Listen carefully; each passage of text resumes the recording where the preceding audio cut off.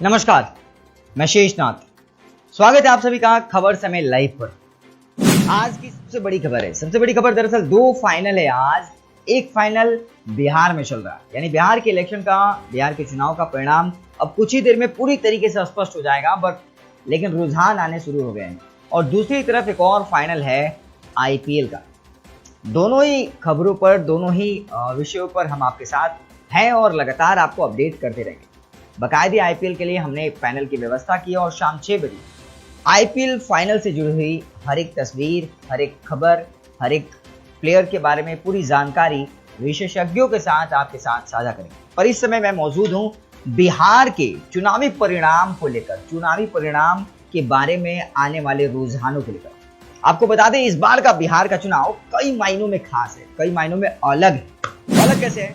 बात दरअसल ये है कि पहली बार ऐसा हुआ कि लालू प्रसाद यादव जो बिहार की राजनीति के धुरी में रहते थे, केंद्र में रहते थे, इस बार वो जेल में है। ऐसी परिस्थिति में आरजेडी के, यानी लालू यादव की पार्टी के बड़े बड़े नेता भी ऐन वक्त पर आरजेडी का साथ उन्होंने छोड़ दिया। यानी कुल जिम्मा, समूचा जिम्मा, प्रचार करने का तरीका सब कुछ आन पड़ा तेजस्वी यादव के कंधों पर। वहीं दूसरी तरफ एनडीए का पूरा खेमा था। एक तरफ प्रधानमंत्री मोदी जी की अपनी छवि, दूसरी तरफ विकास पुरुष के तौर पे अपने आप को प्रस्तुत करने वाले उनकी पार्टी की तरफ से नीतीश कुमार स्वयं, वही उनकी और सहयोगी दल जो आरजेडी से टूट कर गई थी, मसलन वीआईपी जिसके अध्यक्ष मुकेश सहनी हैं, वहीं हम जिसके अध्यक्ष जीतन राम मांझी हैं, जो कि मुख्यमंत्री भी रह चुके बिहार के, ये एनडीए में जाके मिल चुके हैं। ऐसे में अनुमान चुनावों के पहले ये लगाया जा रहा था कि एनडीए एक तरफा बड़ी जीत दर्ज करेगी और तेजस्वी यादव कहीं ना कहीं फीके नजर आए। पर रुझान जो आ रहे हैं, आपको बता दें, जो रुझान आ रहे हैं वो बड़े चौंकाने वाले रुझान। आपको बता दें कि तेजस्वी यादव ने कड़ी टक्कर दी है। अगर रुझानों पर ध्यान रखें, रुझानों पर सुबह से ही दरअसल चूहे और खरगोश की बात होती है, कछुए और खरगोश की बात होती है दरअसल, और उसमें रेस में कौन कब आगे निकल जाता है। ठीक उसी तरीके से आज बिहार के चुनाव में, जो चुनाव के बाद जो रुझान आ रहे हैं, उसमें भी कुछ ऐसा ही देखने को मिल रहा है। बिहार के चुनाव में अक्सर नेताओं को यह कहते आप पा जाएंगे कि बिहार के लोग उड़ती हुई चिड़िया को भी हल्दी लगाना जानते हैं।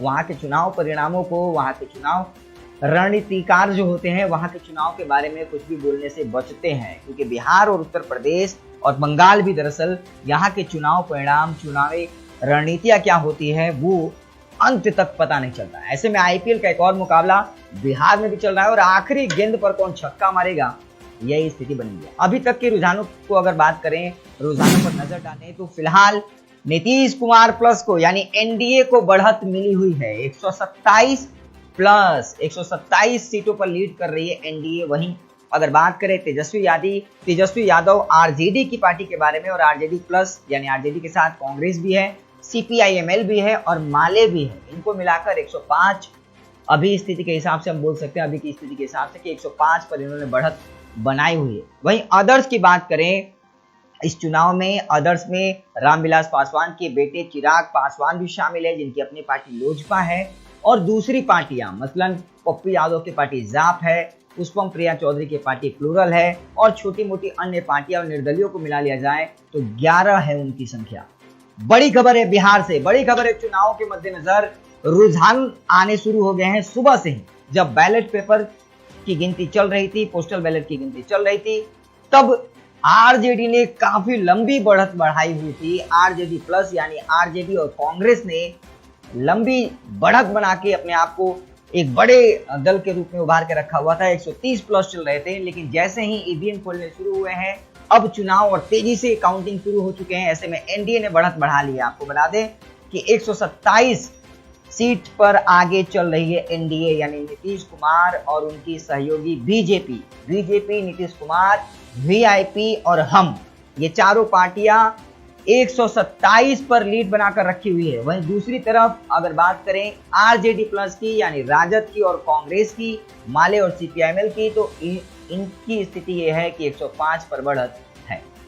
हालांकि बिहार का चुनाव है और बिहार के चुनाव में कहते भी हैं कि अंतिम समय तक, जब तक पूरा रिजल्ट सामने ना आ जाए, तब तक कुछ कहा नहीं जा सकता है। पर बहुत कुछ खास इस बार रहा चुनाव में। दरअसल एक अच्छी बात सामने आई है, आने वाले वर्षों में यानी अगले साल बंगाल में भी चुनाव है, वहीं आज कुछ जगहों के उपचुनाव के भी नतीजे आने को है। मध्य प्रदेश में हुआ उपचुनाव, यूपी में भी उपचुनाव हुए हैं, तो कई जगह पे उपचुनाव भी हो रहे हैं।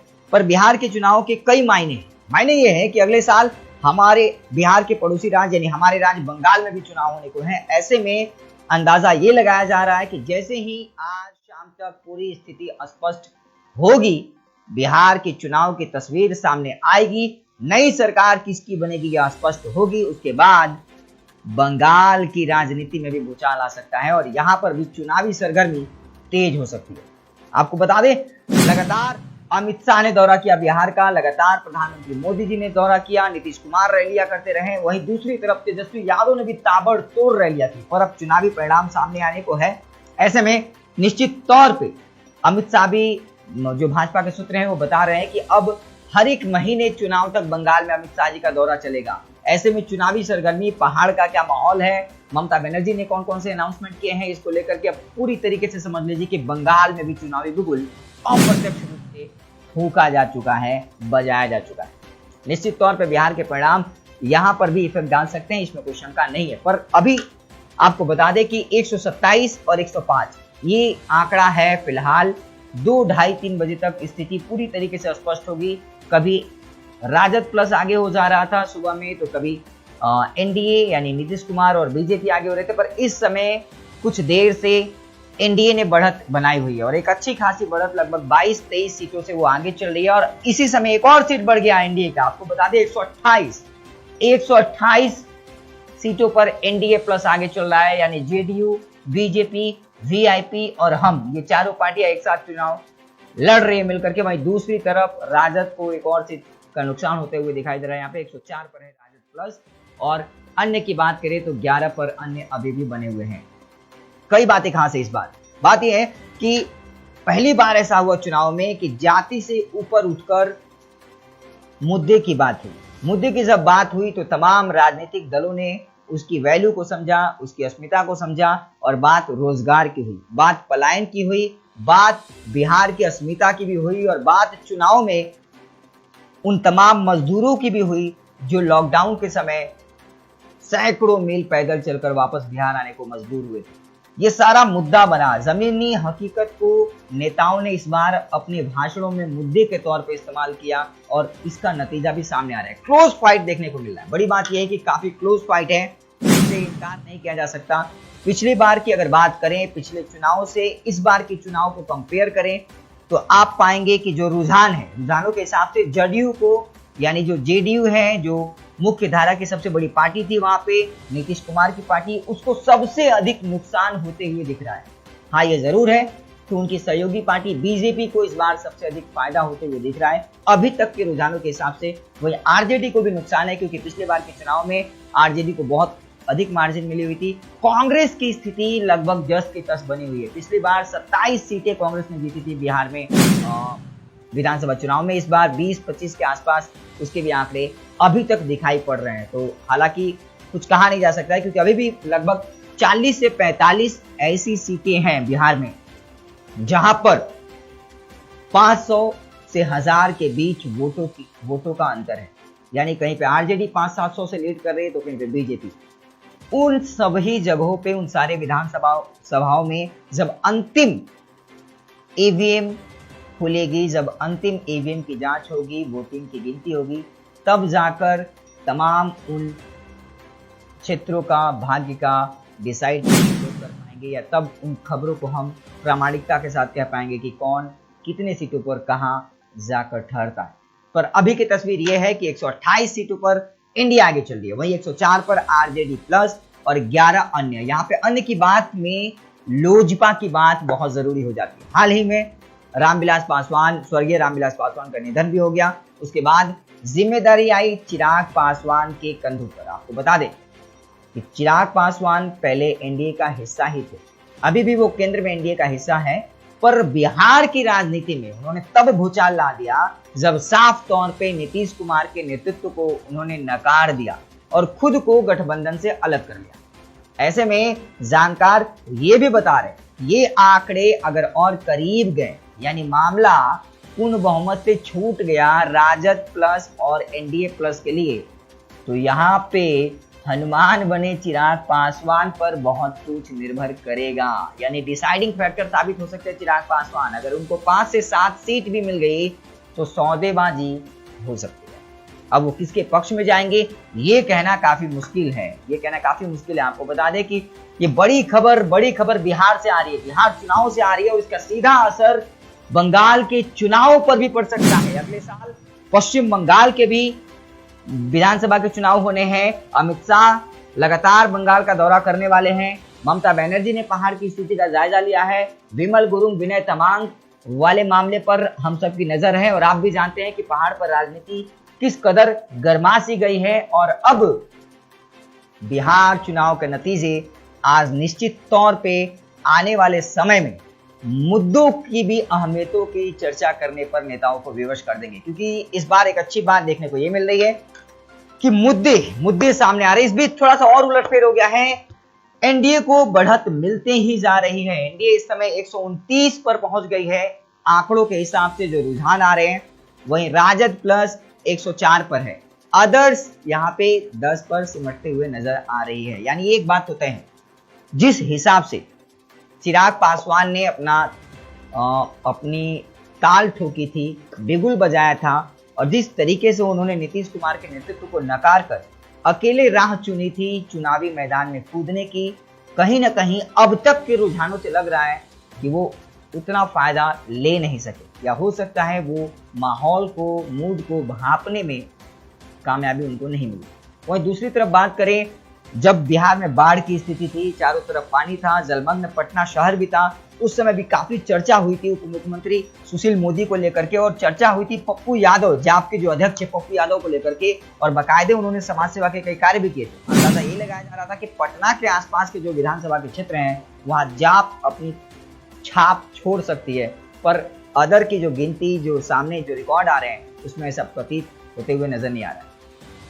ये जो आंकड़े हैं 129 104 का, आपको बता दें जो यूपी से सटा हुआ क्षेत्र है, सिवान की बात कर ले, गोपालगंज की बात कर ले, छपरा की बात कर ले, मोतिहारी की बात कर ले, इन क्षेत्रों में कांटे की टक्कर दिखाई दे रही है। सिवान में 8 विधानसभा क्षेत्र हैं जिसमें 4 की कांटे की टक्कर दिखाई पड़ रही है। वहीं पे अगर बात करें सिवान के रघुनाथपुर में चिराग पासवान ने अपना कैंडिडेट उतारा था मनोज सिंह को, और मनोज सिंह सिवान के भाजपा के अध्यक्ष भी थे चुनाव के पहले, तो भाजपा छोड़कर वो लोजपा से लड़ रहे हैं चुनाव। और इस तरीके से बहुत सारे जगहों पर चिराग पासवान ने बीजेपी के उन उम्मीदवारों को खड़ा किया जिनको टिकट बीजेपी ने नहीं दिया, और जदयू के अगेंस्ट में, यानी नीतीश कुमार की पार्टी के अगेंस्ट में। बहुत ही झोल था इस पूरी चुनावी प्रक्रिया में, पर इस झोल को टेस्टी किसने बनाया और अंत में इसे खाएगा कौन, सिंहासन पर बैठेगा कौन, ये अभी तक पेचीदे उलझनों में उलझा हुआ है, क्योंकि आंकड़े अभी तक स्पष्ट नहीं है। हालांकि जो रुझान है उसमें स्पष्ट बहुमत जरूर मिलते हुए नजर आ रहा है एनडीए को, पर इसमें भी एक बहुत बड़ी बात है, पिछली बार जब बीजेपी और जदयू मिलकर के उन्होंने सरकार बनाई थी, तो वहां पे जेडीयू ने, नीतीश कुमार की पार्टी ने बड़े भाई की भूमिका अदा की थी, यानी नीतीश कुमार की पार्टी को अधिक सीटें मिली थी, बीजेपी को कम सीटें मिली थी। पर इस बार जो रुझान सामने आ रहे हैं उसमें एक बात स्पष्ट तौर पे तय है कि बीजेपी बड़े भाई के रूप में उभर रही है, यानी बीजेपी को ज्यादा सीटें मिल रही हैं और जेडीयू को कम सीटें मिल रही है। बड़ी खबर है, जेडीयू को कम सीटें मिल रही हैं, बीजेपी को अधिक सीटें मिल रही हैं। तो कहीं ऐसा ना हो कि बीजेपी नया मुख्यमंत्री बनाना चाहे, यहाँ पर जदयू को मंथन की जरूरत जरूर करनी पड़ेगी। हालांकि हम आपको बता दें ये परिणाम नहीं है, रुझान है, परिणाम आने में अभी भी वक्त है। और 40 सीटें ऐसी हैं, खासतौर पे सीमांचल से सटी हुई, अंग प्रदेश से सटी हुई।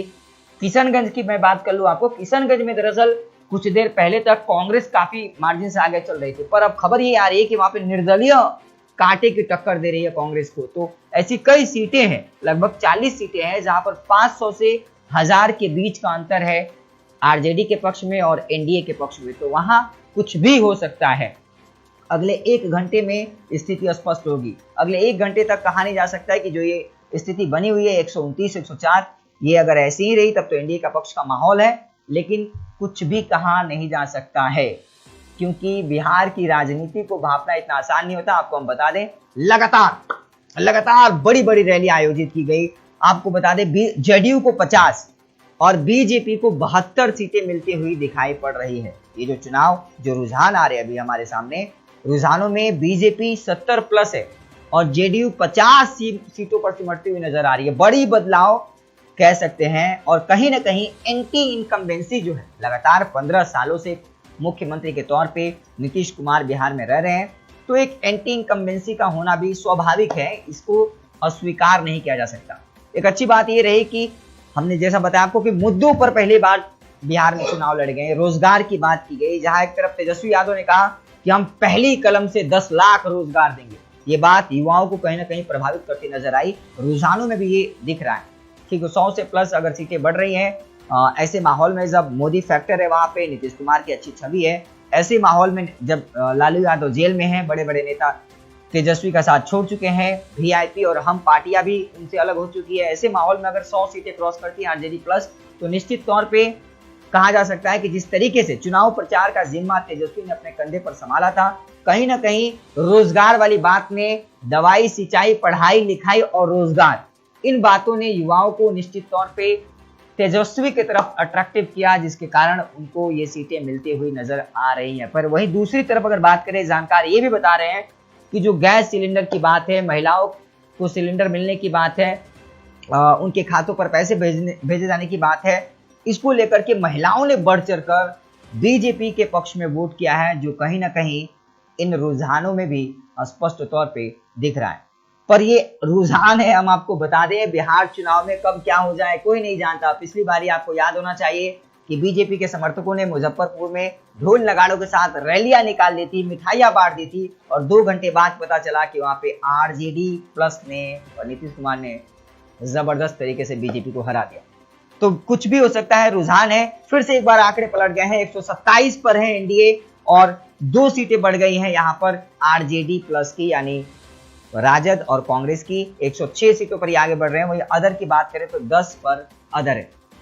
पहली बार बिहार में एक नई पार्टी भी आई, प्लूरल पार्टी, जिसकी संस्थापक पुष्पम प्रिया चौधरी, जिनके पिता ऑलरेडी सरकार में थे, उन्होंने एक नई पार्टी बनाई। उन्होंने भी नए मुद्दे उठाए, रोजगार के मुद्दे उठाए, हॉस्पिटल्स की व्यवस्था की बात की, पलायन की बात की, और टिकट बंटवारे में भी उन्होंने इसका ख्याल रखा। बाकायदे उन तमाम प्रतिनिधित्व करने वाले लोगों को उन्होंने टिकट दिया जो कहीं ना कहीं गांवों से, शहरों से आम लोग के रूप में जाने जाते थे, और उसका छाप दूसरी पार्टियों पर भी देखने को मिला। तो इस बार पहली बार हुआ बिहार में जब मुद्दे की बात हुई, और अगर सरकार किसी की भी बनती हो वो तो बात की बात है, अभी 1-1.5 घंटे बाद पता चलेगा। पर यह तय है कि आने वाले चुनावी सालों में अब मुद्दा रोजगार बनने जा रहा है, क्योंकि जिस दिन तेजस्वी ने कहा था 10 लाख रोजगार देंगे, अगले ही दिन मुख्यमंत्री नीतीश कुमार ने कहा था कि रोजगार कहां से देंगे, पैसा नहीं है, पर उनके ही सहयोगी बीजेपी ने कहा था कि हम 19 लाख रोजगार देंगे। ये कहीं ना कहीं होड़ सा मच गया रोजगार वाली बात ने, पलायन वाली बात ने, दवाई, सिंचाई, पढ़ाई लिखाई, इन मुद्दों ने जगह बना ली राजनीतिक रैलियों में अपनी, और नेताओं को भी विवश होकर इन मुद्दों को उठाना पड़ा। शुरुआत अच्छी है, संकेत अच्छा है। चुनावी माहौल में इन मुद्दों का आना आम जनता के लिए फायदेमंद होगा, ये तो तय है। ऐसे में बिहार चुनाव के परिणाम क्या आते हैं, बंगाल के लोग भी इस पर खासी नजर रखे हुए हैं। खासतौर पे मुख्यमंत्री ममता बनर्जी भी, कल तेजस्वी का बर्थडे था, सभी लोगों ने बधाइयां दी थी, और जिस तरीके से ट्रेंड आ रहे थे कि एक तरफा सरकार बनने जा रही है राजद की, वो रुझानों में दिखता हुआ नजर नहीं आ रहा। सुबह वैसे जरूर थे, पर अभी पलट सा गया है। एनडीए को 120 से प्लस 27 पर एनडीए बढ़त बनाई हुई है, वही 106 पर राजद ने और 10 पर दूसरी तमाम अन्य पार्टियां सिमटी हुई नजर आ रही हैं। ये रुझान है, परिणाम नहीं। आपको बता दें कि बिहार का जो क्षेत्र है वो अपने आप में बहुत पेचीदा है।